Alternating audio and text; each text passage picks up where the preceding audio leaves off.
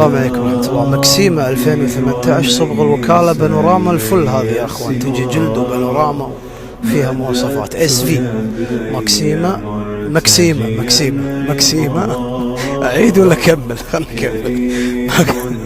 مكسيمة 2018 فل يا اخوان بانوراما. هذه بانوراما اس في بصمة 2018 كامل مواصفات. عدادها 150,000 متابعين محترم. هذه تجي خرائط وكاميرا خلفية وتدفئة وتقوم هني حق سبورت الطيران وقلاع كل شيء ما شاء الله تبارك الرحمن. حماية أمامية يا أخوان وبس حماية أمامية تظليل ما فيها.